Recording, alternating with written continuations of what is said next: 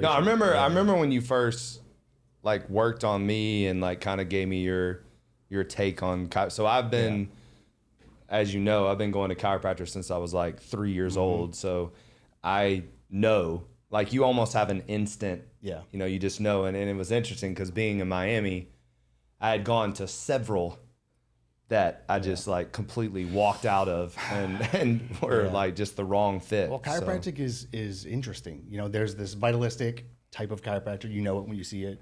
Good hands, focus, understanding how the body works. Then there's these like still good, but like jack of all trade, do a little acupuncture, do a little chiropractic, do a little stretching, you know, kind of guys where the chiropractic gets lost. Right. So they're good at a lot of things, but they're not great at some things. And there are a need for these type of chiropractors, but you know pretty quickly when I meet like an old school chiropractor, some like old guy with like, you know, gnarly, like grimy hands, I get adjusted instantly because they've just got years of this like beautiful, you know, ability. And it's not like to talk myself up, but you know, when you meet someone who's who's good, like I've even had my chiropractor at Auburn was a teeny little girl. Like she was like 5'3", but she was literally adjusting all our football players, like these huge guys, but she just had it. She just knew how to do it. It's not even power at all. In fact, when you try to be strong, you get hurt.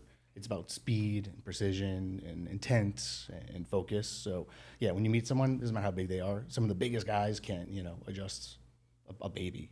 Which is pretty interesting. So take us back to when did you know that's what you wanted to do? Like when Since I was little, I always said I wanted to be in sports medicine.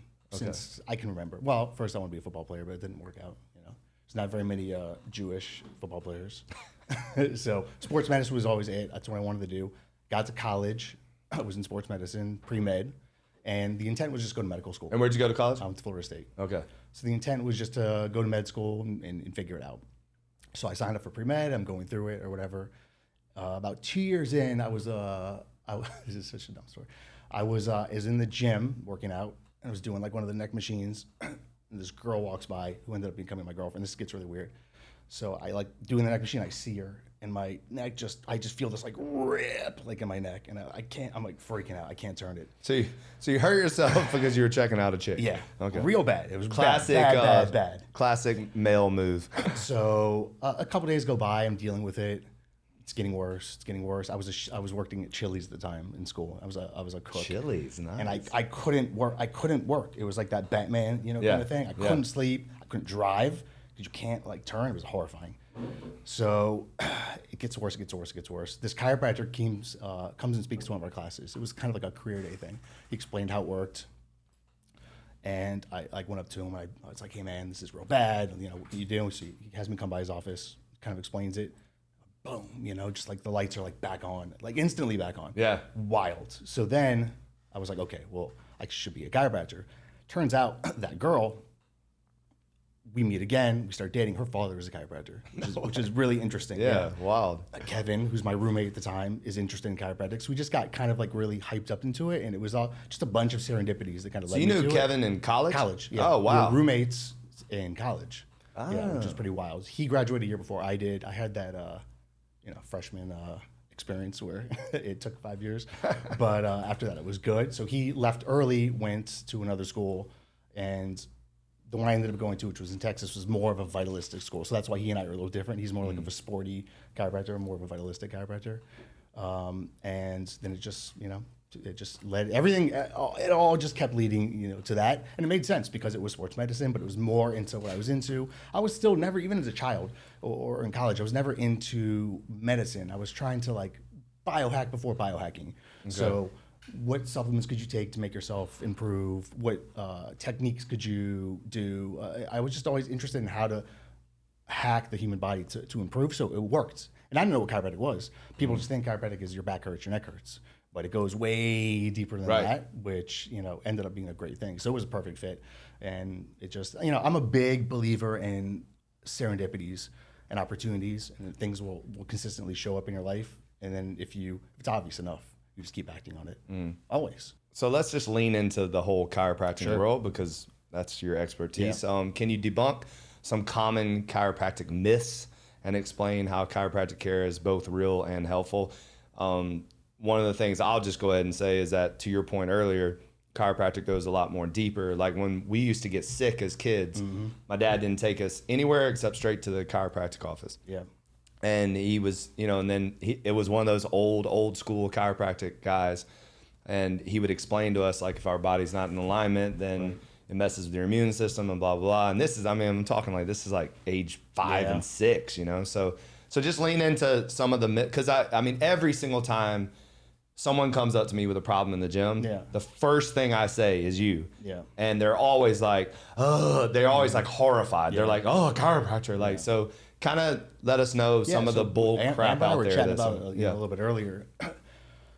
Chiropractic since the beginning, which in the United States was at like the late 1800s, was never about neck pain and back pain, ever once. In the last couple decades, because of insurance coverage, they started fitting chiropractic into this medical model, in this kind of box where insurance would cover chiropractic if you came in for neck pain or back pain, and it would allow you this. So they, over time, coerced chiropractors. If you wanted to get reimbursed, you had to work within this medical model. So the conversation has changed over the years. So when people think of chiropractic, think of neck pain and back pain, but it was never, ever really about that. Now, can you help those things? Of course. It's very entry level and kind of like low hanging fruit, but that does get people in your door, Right. But the general gist is you have to take a couple things into account. Do you believe that the body has like an innate ability to heal itself? If you believe in that, which people should, I understand that medicine is obviously important at times, then how does that happen? So there's just the simple relationship between the brain and the nervous system, in the body. The brain is well connected through the spinal cord out to the body. Then this is how our body coordinates, itself. When I was telling her earlier, so if someone's neck hurts and they have secondary symptoms, it might be tingling in their arms. Well, that's just a nerve being inflamed or irritated as it comes out of the body. But that same nerve could also coordinate or control. It can cause headaches because of blood flow. It could cause fogginess because of the disconnect between the brain and the body. It can cause irritability. It can cause stress. It can cause sleeping disorders. It can cause a backup of your sinuses. In little kids, it can cause ear infections. But the general idea is that as you go down the spine, each nerve doesn't just control muscles. It controls an end organ, meaning that there's limitless things that you could treat because the chiropractor isn't a magical guy treating the problem, they're treating the body and then allowing the body to, on its own, work through itself and heal, which is why people do so much better. But common things that people come in for or don't come in for but find that they do better with, heartburn and reflux is incredibly common because of the stress that people have and how the nerves in the upper back affect that. Sexual Heartburn, really? It's crazy. Almost every other patient. Yeah. Sleeping disorders, digestive issues, sexual dysfunction, fertility issues, especially as it relates to the low back. There was a really wild study. Harvard did it. It was, I can't remember the name. I'll send it to you. You can put it in the notes. But ultimately, they took cadavers, and what they did was they figured out whatever the person died from. So something where there was organ issues, and what they did was they traced that organ back to through the nerve back to where it originated from, and in every single case, that disc was completely fried, burned out, degenerated, arthritic every single time. And the understanding is that inflammation, that stress, on the body, just kind of chokes off that nerve, and it doesn't kind of work to that end organ. And this is how these kind of things happen. Now, this doesn't mean that you can heal and fix everything. This is why we have chiropractic. This is why we have modern medicine. This is why we have osteopaths, because all together we can work it. But our whole goal is just to go back to that original nerve source and get it to flow appropriately. The cheesiest analogy is your body is either a river, it's either flowing healthy, or it's a swamp. And most people now are a swamp. They're stagnant, they're sickly, they're not moving, the world, they're not exercising, and the whole chiropractor's goal is just to kind of wake that up, get their body to start connecting and flowing again. And you feel it instantly. A patient will feel just instantly their vision gets bright because of the optic nerve, they sleep better that night.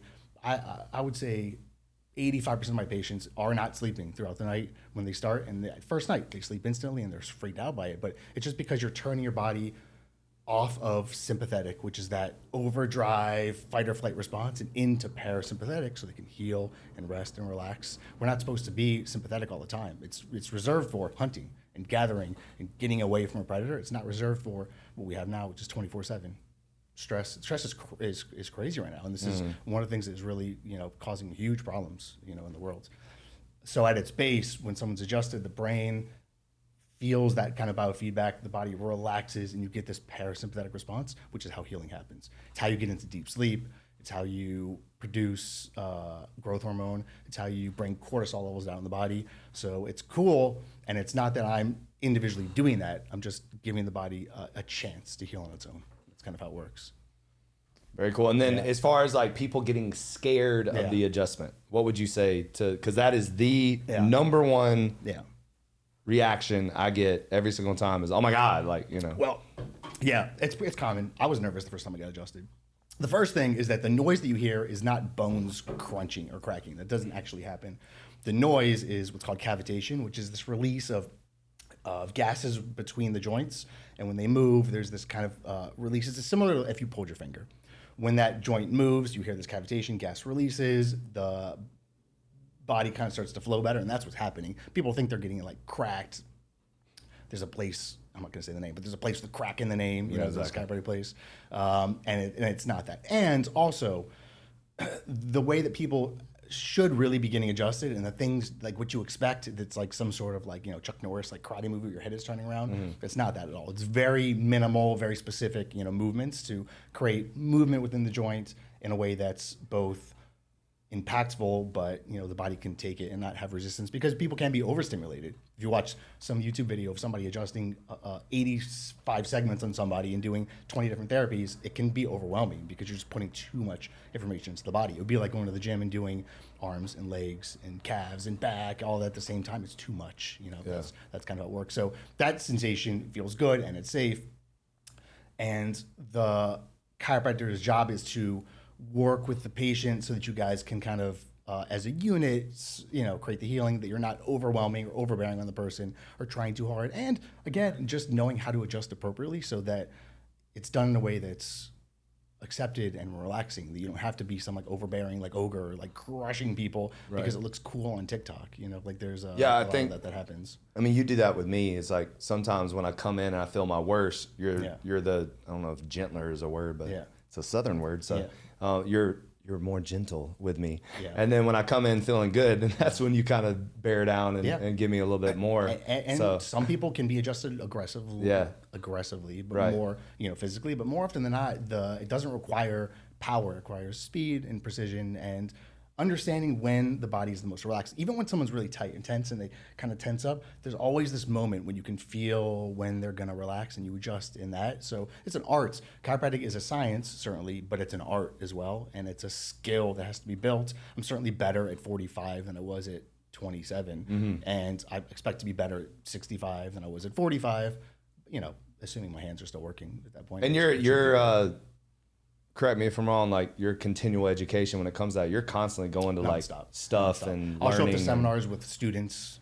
I'll show up to seminars with a bunch of kids. There's always something you can learn. The practice and the philosophy still remains the same. I'm not really the guy who's looking for the new technology that's gonna, because I don't really, even though patients can do well with machines, chiropractic means done by hand in Greek. So I still feel like it should be human on I don't want a robot to give me an adjustment. I'm sure AI is going to do something with it eventually, but they've done this over the years, all these different machines that do certain things. Even those, something like a massage, like I prefer a human's hands than one of those vibrating chairs, you know, the same kind of rule. So you have to always be educating yourself because there's stuff that, you know, we're not perfect. You're always going to learn more. I'm sure you do the same. Of course, you have to. I mean, you got to be constantly learning. Really importantly, when someone comes in, so if you're a new patient and you're going to say, hey, I'm coming in for whatever, my hip hurts. Okay. The next question is, okay, but what does that stop you from doing? So I want to know why they're here. Not because their hip hurts. Their hip hurts because they, and it's not allowing them to play with their grandkids. It's not allowing them to run like they used to their entire life. It's not allowing them to, whatever it is. There's something really important about that. So a patient in my office isn't better until their hip pain goes away, but also so that they can do these things. The thing they want to do. And learning and memorizing those things is really fun because it gets the conversation off of this hurts today and more on, hey, look what I was able to do. Because people do also forget the journey. They come in, they're a 9 out of 10, they can't walk.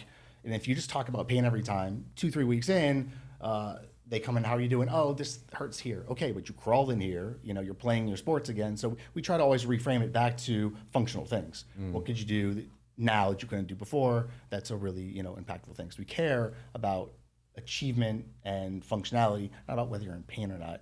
Being in symptom or devoid of symptom doesn't mean you're healthy or not.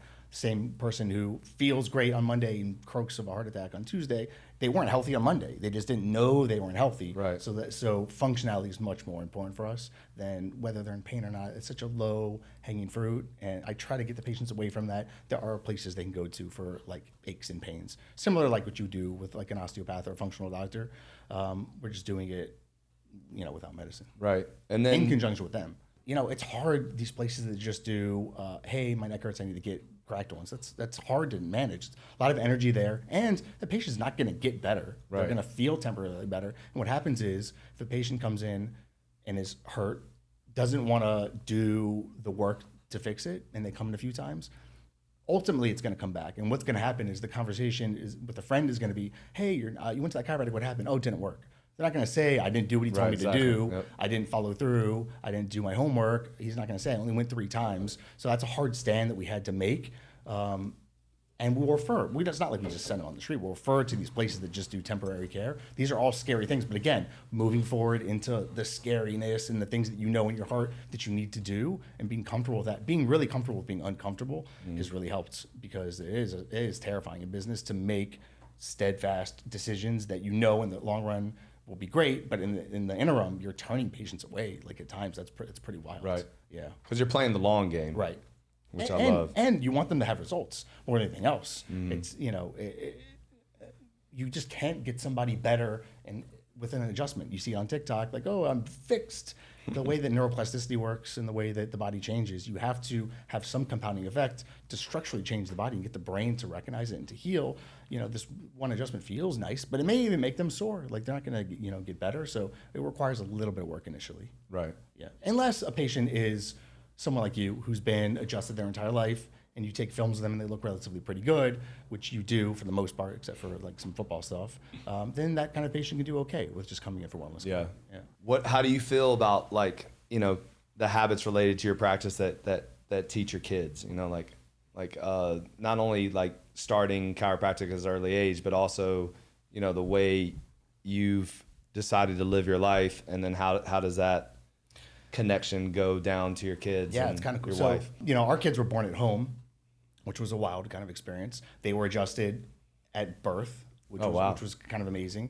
They didn't have sugar and a bunch of garbage for the first 2 years of their life. They were raised in a way that was appropriate. They have always been about movement and about natural healing, and not necessarily running to give them medicine the second something happens. Don't get me wrong, we have a pediatrician, these type of things. But my kids have a really clear understanding that of the power of the body, which is what we talk about, and then in conjunction with that, like knowing that you can audit and change your life based on how things are doing. They're incredibly healthy kids. They've really never had any serious issues. My son, which you have a son similar age, does not have any regard for life, so he is always bleeding and bruised or whatever. But that's kind of a fun thing. I don't limit them from really doing anything, because I want them to kind of have these experiences. I don't want to be like an overwhelming, oppressive, parent. Don't do this, don't do that. They're not wild banshees, but if we're at a wedding and they run out on the dance floor, let them go. They want to talk to someone, let them talk to someone. I just don't want to. I was a shy child for a number of reasons. My mom was pretty just typical Jewish mom, very or whatever. Sadie's mom was very similar. She has one of these tiger moms. So we try to be positive influence on the kids, but let them be kids. There's a book called Wild at Heart. It talks about it. Just let them be these kind of wild, fun kids. And in conjunction with this kind of more natural lifestyle, it tends to work out. That was kind of went around a bunch. No, it's all good. Yeah, I think it's interesting because you see all these, especially in this social media world and being dads, we're constantly being fed these tips and stuff. And I love the ones that I see where it's kids were never meant to sit in a chair and be still at 4 years old, and we're yelling at them be still. It's absurd. Yeah, my son is it's 5 absolutely now, absurd, and he's still in this play type of school because I understand that this I'm not trying to play medical doctor here, but these kids get put into desks at 4 years old and they sit there all day and they wonder why they have these attention issues. The way the boy's brain works, and females to a certain extent, they can handle it a little bit better. It requires movement and it requires exploration and it requires, and you just, they're losing this ability to like express themselves, and it's horrifying. Most countries don't plop kids at a school desk at 3-4 years old. Sometimes we have to do it, it is what it is, but you always want them to be, even where my daughter goes, they're very focused on movement. They have multiple things during the day that's exercise based, to make sure that their brain is developing appropriately, which is incredibly important. It's a nightmare to me to think about them just sitting at a desk all day. Half the schools don't even have recess anymore. Right. They're, they also aren't eating well at all. It's a real scary thing. You wonder why the kids now are doing so. Man, we have kids come in already with horrible posture from cell phones and screen time and iPads, inabilities to focus. They're all over the place. There's a really scary thing happening. I'm sure Ivan talked about it a little bit with kids, and it's not incumbent on us to fix those kids or to worry about what the future looks like. It's incumbent on us to raise kids that will ultimately thrive amongst those other kids. That's the only way to do it. People ask me all the time, aren't you scared to have kids in this world? No, because the world needs good kids. So that's our job, is to make good kids who will thrive and lead in a world where maybe some kids are going to have some disadvantages because of just not knowing. Parents don't, I grew up eating McDonald's and cinnamon buns and Pop-Tarts when I was a little kid. They just didn't know any better. But also those things were healthier back then than they are now. Yeah. So it's scary. I think our job as a parent is you grew up way better than me. My parents didn't let me eat any of that stuff. I think our job as a parent is to raise a better kid than yourself, ultimately. No, to me, you always want to leave the next generation better than you found it. Right. So exactly what you just said. Right. It's our responsibility to raise a better version of us. Yeah. And my dad did the best that he can do. And then I take what he gave to me, and then I try to improve on that. And hopefully, it just keeps getting better. And I audit myself all the time. I'll have these moments where I just like sit in bed at night and have like some anxiety. Like, am I good? Am I doing it good? Am I doing it right? Am I a good dad? Man, and I think that's a good sign, because I think there's a lot of apathetic parents who are just like, whatever, here's the iPad. I think it's better to be harder on yourself and audit yourself to make sure they're doing the right things, because it is easy to have a long day. Oh, you did a podcast, you worked out, you did whatever, and go home and you're tired and just like give the kids the iPad and scroll on Instagram. It's really easy to do that. Yeah, it's really, really easy to do that. It's easy, but that's pathetic. Yeah. So, I come home and my son's like, pool? Yeah. And so we got to go swimming. It's like, you have no choice. Again, I've been around the chiropractic world a lot, and I would highly, highly, highly recommend your practice.